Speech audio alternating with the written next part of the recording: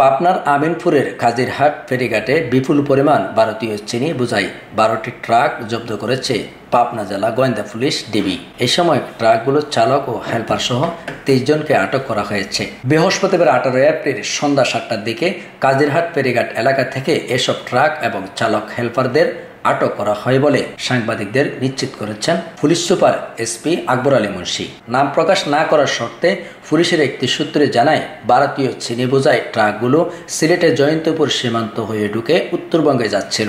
মানিকগঞ্জের আচিরা ও পাবনা কাজিরহাট হয়ে উত্তরবঙ্গের বিভিন্ন স্থানে সরবরাহ করা হচ্ছিল। গোপন সংবাদের ভিত্তিতে আগে থেকেই অবস্থান নিয়েছিল পাবনা জেলা গোয়েন্দা পুলিশ ডিবি।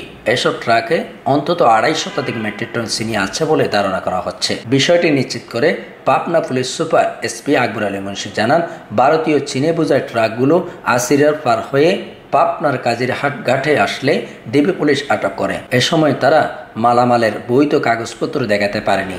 এরপর এগুলো জব্দ করা হয় এবং ২৩ থেকে ২৪ জনকে আটক করা হয়েছে। এই বিষয়ে মামলা প্রক্রিয়াধীন।